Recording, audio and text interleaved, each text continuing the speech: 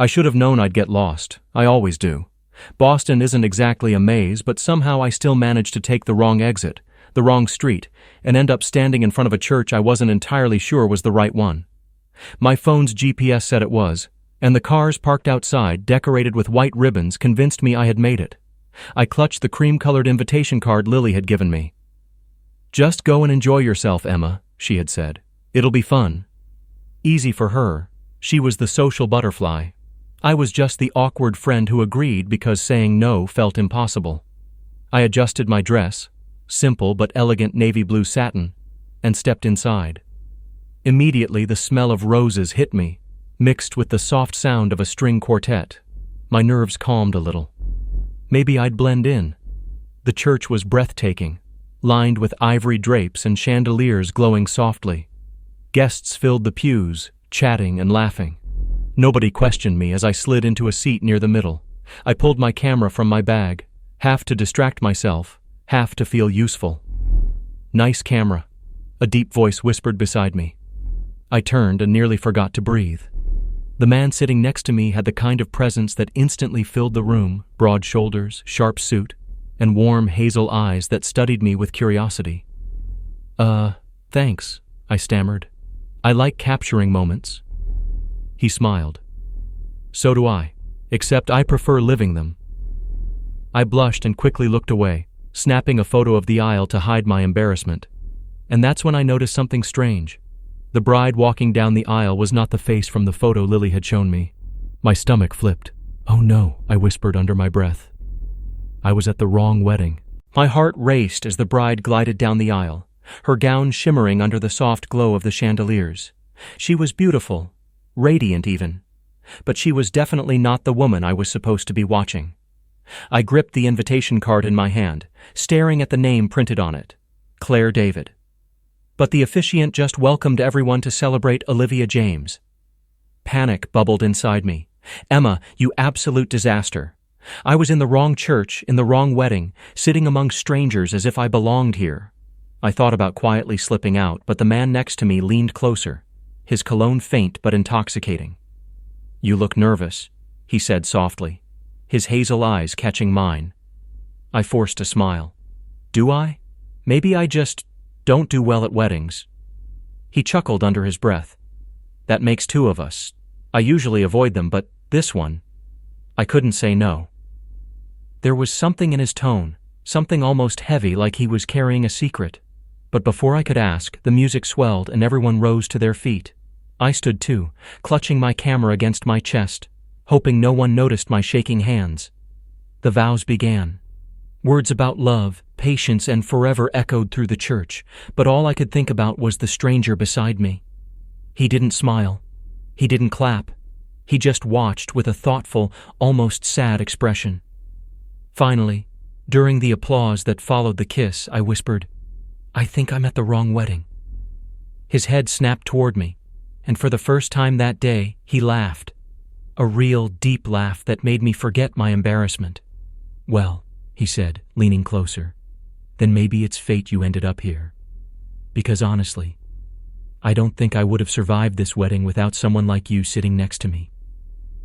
His words sent a strange warmth through me. Maybe I had walked into the wrong wedding, but something told me I had just stepped into the right story. The reception hall glittered with fairy lights and crystal chandeliers, laughter echoing off the walls as waiters carried trays of champagne. I hadn't planned on staying. God knows I should have just slipped out quietly. But somehow I found myself walking beside him. His name was Ethan. He told me that as he held the door open for me, his voice calm yet confident. I repeated it in my mind, Ethan. It felt familiar, like a name you'd hear in a storybook. "So," he said, slipping his hands into his pockets as we entered the reception, "are you going to tell me why you crashed a wedding?" Heat rushed to my cheeks. I didn't crash it. I got lost. I was supposed to be at another wedding across town. My best friend gave me the wrong address, or maybe I read it wrong. He raised a brow, clearly amused. "So, you're telling me fate dragged you here to sit next to me?" I laughed nervously, sipping from the glass a waiter handed me. That's one way to put it. Ethan studied me for a moment, and I suddenly felt like he could see through me, the awkward girl who usually hid behind her camera. And yet, with him, I didn't feel like hiding. The music shifted to something soft and slow. Couples began filling the dance floor, their movements graceful under the twinkling lights. Ethan leaned closer. "Do you dance?" he asked. I shook my head quickly. "Not really. I mean, I try, but I usually step on toes." He smiled, that kind of smile that makes your heart stumble. "Then maybe it's my turn to take the risk." Before I could protest, his hand gently reached for mine, warm and steady. Something inside me melted, something I couldn't explain. This was insane. I didn't even belong here. But in that moment, as he led me toward the dance floor, I couldn't imagine being anywhere else. It felt like the beginning of something I wasn't ready for, but desperately wanted. I told myself 100 reasons why I should have said no. I didn't even know Ethan. I didn't even know the bride or groom. But when his hand wrapped around mine, strong yet gentle, I couldn't resist. The music was slow, the kind that wraps around you like a warm breeze. Ethan placed one hand lightly on my waist, the other holding mine, and suddenly the crowded room disappeared. It was just him and me. "You're surprisingly good at this," I whispered, trying to hide the fact that my heart was racing. He smirked. "Maybe I've been waiting for the right partner." His words made my stomach flip. I looked up into his hazel eyes, and for the first time in a long time, I didn't feel invisible. His gaze wasn't casual, it was intent, focused, like he was memorizing me. I stumbled slightly, my heel catching the edge of his shoe, but he steadied me with a quiet laugh. "See? I warned you," I muttered. "And I told you," he said softly. "It's worth the risk." I swallowed hard, feeling warmth creep up my neck. It was ridiculous how quickly this stranger was undoing me. I barely knew his last name, and yet, with every step we took, every sway to the music, it felt like I was stepping deeper into something I couldn't name. When the song ended, applause filled the room, but I didn't clap. I didn't even move. I was too busy staring at him, realizing I hadn't felt this alive in years. He leaned close, his breath brushing my ear. "I needed that," he whispered. I pulled back slightly, searching his expression. There was a flicker of sadness there, hidden beneath the charm. And for reasons I didn't understand, I wanted to know everything about him, every secret, every scar. But before I could ask, the bride tapped a glass, announcing dinner. The moment was gone, but something inside me told me this wasn't the end. It was just the beginning. The reception hall glowed with golden light as guests found their seats at round tables draped in white linen. I hesitated, realizing again how out of place I was. I didn't even know a single soul here, except Ethan. "Sit with me," he said simply, pulling out a chair for me at his table. His confidence was disarming, like he didn't care whether anyone questioned my presence. I sat down, trying not to look like a complete imposter. The table was full of well-dressed strangers, laughing, gossiping, clinking glasses. But Ethan leaned in, lowering his voice so only I could hear. "So, Emma, the accidental wedding guest," he said with a playful smile. "What do you do when you're not crashing strangers' vows?" I laughed softly, tucking a strand of hair behind my ear. "I'm a photographer. Weddings, birthdays, events. Mostly to pay the bills. But I prefer street photography. Real moments, real people." His eyes lit up. "That makes sense. You've got the kind of gaze that notices things most people miss." The way he said it, like he already knew me, made me shiver. I quickly turned the question back to him. "And you? What do you do?" For a moment, his expression shifted. He hesitated, his fingers tracing the rim of his glass. "Business," he finally said, too casually. "Let's just say, family expectations." It didn't sound convincing, but before I could push, the food arrived. Conversation erupted around us, but we stayed in our own little bubble. At one point, someone leaned over and asked Ethan how he knew the groom. "He's an old friend," Ethan answered, his tone clipped. Then he turned to me quickly, almost as if to escape more questions. "Tell me your favorite photograph you've ever taken." I studied him, sensing the walls he'd just built around himself. But instead of prying, I played along, sharing a story about capturing an old couple dancing in the rain. He listened intently, his smile softening. And that's when I realized he wasn't just charming. He was hiding something. and I was dangerously curious to find out what. Dinner faded into laughter and clinking glasses, but my mind wasn't on the food. It was on Ethan. Every word he spoke felt layered, as if there was more hidden underneath, and I found myself wanting to peel those layers back. When the music picked up again, and people started drifting to the dance floor, Ethan leaned close. "Want some air?" Grateful for the excuse to escape, I nodded. He led me through a side door into a courtyard strung with fairy lights. The night was cool, the scent of roses drifting through the garden. Couples wandered hand in hand, but somehow it felt like this little corner belonged only to us. Ethan loosened his tie, looking more relaxed out here than he had all evening. "Weddings," he muttered, staring at the stars. "They always feel heavy to me." I tilted my head. "Heavy? Most people find them romantic." His gaze flicked to mine, soft but guarded. "Romance isn't the same as love, and love isn't as simple as vows spoken under pretty lights." Something in his tone ached. I crossed my arms gently. "You sound like a man who's been burned before." He chuckled, though it wasn't exactly happy. "Maybe I have. Maybe I've just seen too many promises break." I didn't push further, but my chest tightened. Whoever Ethan was, he carried pieces of a story he wasn't ready to tell. And strangely, I wanted to be the one he'd tell it to. We stood in silence for a moment, watching a couple sway beneath the lights. Then he turned to me, his voice quieter, more vulnerable. "But tonight feels different. Like meeting you wasn't a mistake." My breath caught. The way he said it, like I was something unexpected and rare, made my knees weak. I opened my mouth to respond, but the sound of someone calling his name broke the moment. A woman's voice. Confident. Familiar. Ethan straightened instantly, his smile vanishing, and I realized I wasn't the only one who didn't quite belong here. "Ethan!" The voice sliced through the night air, pulling him away from me like a magnet. I turned to see her, tall, elegant, with a sleek red dress that shimmered under the fairy lights.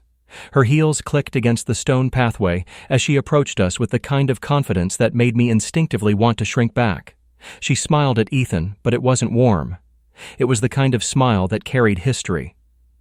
"I've been looking for you." Ethan's jaw tightened. "Madeline," he said carefully. His tone clipped in a way I hadn't heard before. I suddenly felt like an intruder. Whoever she was, she clearly knew him, and not as a stranger he just met at the wrong wedding. Madeline's sharp eyes shifted to me, assessing, almost amused. "And who's this? A new friend?" My throat went dry. I wanted to say something, to explain, but Ethan stepped in. "She's with me." The words sent a rush of heat through me, but at the same time they raised 1,000 questions. With him? Since when? What did that even mean? Madeline arched a brow, clearly entertained. "Interesting. Well, don't wander too far, Ethan. The groom was asking about you." With that, she slipped away, her perfume lingering like a ghost between us. Silence fell. I stared at him, searching his face, but he avoided my eyes. He looked cornered. "Who was that?" I finally asked, my voice low. He sighed, running a hand through his hair. "Someone from my past, someone who doesn't matter anymore." But the way his shoulders tensed told me she did matter, maybe too much. I wanted to walk away, to tell myself I didn't care. But the truth was, I did. Far more than I should for a man I'd only just met. "Ethan," I whispered, but he finally looked at me then, his eyes raw, almost pleading. "Please," he said softly. "Just don't judge me yet." And in that fragile moment I knew I was already in too deep. The music from the reception spilled faintly into the courtyard, but out here with Ethan, the world felt quieter, heavier. Madeline's presence lingered in my mind like a question mark I couldn't erase. I crossed my arms, taking a steadying breath. "You don't have to tell me everything, Ethan, but you can't just expect me not to wonder." He studied me for a long moment, his hazel eyes catching the glow of the fairy lights. "You're right," he admitted, his voice low. Tonight was the first time in a long while that I felt like myself, with you, and I don't want to ruin it." Something in his tone softened me. I shouldn't care. This wasn't even my wedding. I was supposed to be somewhere else entirely. And yet here I was, standing with a man who made me feel more seen in a few hours than some people had in years. "Come with me," he said suddenly, breaking into my thoughts. "Where?" "Anywhere but here."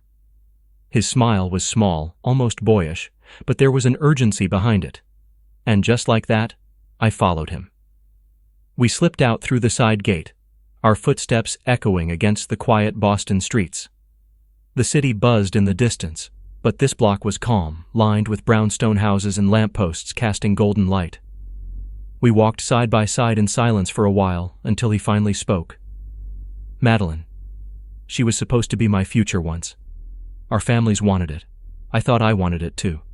But it was built on expectations, not love."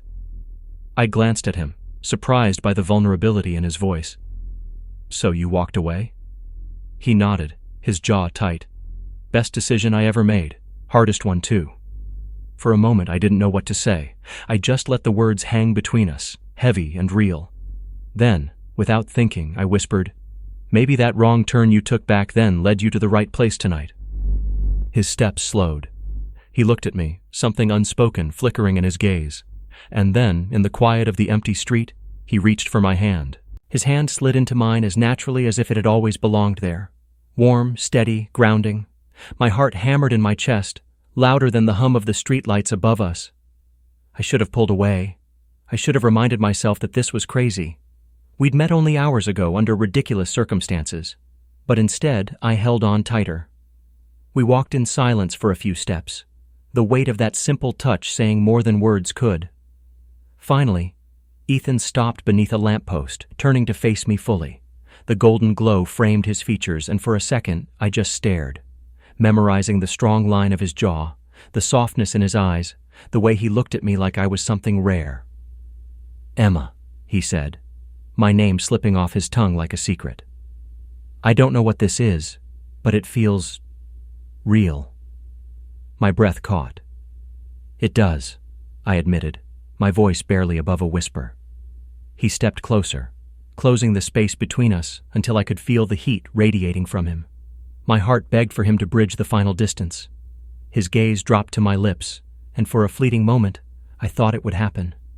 Our first kiss, under the Boston night sky, born out of chance and madness, but then he pulled back, just slightly, enough to leave me aching. "I shouldn't," he muttered, almost to himself. "Not tonight. Not like this." The disappointment hit me harder than I expected. "Why not?" I asked softly, his eyes darkened. "Because when I kiss you, Emma, I want it to mean something. I don't want it to be lost in the chaos of a wedding neither of us belong to." I swallowed hard, both frustrated and touched by his honesty. No one had ever said something like that to me before. So instead of words, I squeezed his hand, silently telling him I understood. We stood there for a long time under the lamplight, holding on to something fragile, something new, something that scared me almost as much as it thrilled me. And deep down, I knew this night wasn't over yet. We walked back toward the church slowly, our hands still intertwined. The laughter and music from the reception spilled out into the night, but I didn't feel like an intruder anymore. Not when Ethan was beside me. As we reached the steps, he stopped, tugging gently on my hand so I'd face him. His expression was softer now, stripped of the tension I'd seen earlier. "You know," he said, a faint smile playing on his lips, "if you hadn't taken the wrong turn, I never would have met you." I laughed lightly, my nerves buzzing. "And if you hadn't been hiding from the wedding, you wouldn't have noticed me sitting alone." "Maybe," he said, his gaze steady on mine. "Or maybe some things are meant to happen, no matter how many wrong turns we take." The sincerity in his voice stole my breath. My chest tightened in that sweet, terrifying way that only happens when you realize you're standing at the edge of something bigger than yourself. "Ethan," I whispered, not even sure what I wanted to say. He stepped closer, closing that last gap between us. This time he didn't hesitate. His hand cupped my cheek, gentle but certain, and before I could think, his lips were on mine. The kiss wasn't rushed or desperate. It was slow, deep, the kind that felt like a promise. The world around us, the music, the voices, the glittering lights, faded until there was nothing left but him and me. When we finally pulled apart, my cheeks were flushed, my heart racing. He rested his forehead against mine, whispering, "Wrong wedding, right person." A laugh bubbled out of me, tears stinging my eyes. Guess fate has a funny sense of humor. And in that moment, I knew my wrong turn had led me exactly where I was supposed to be, into the arms of a man who made me believe in love in the most unexpected place. It wasn't the wedding I was invited to, but it was the beginning of the story I was meant to live.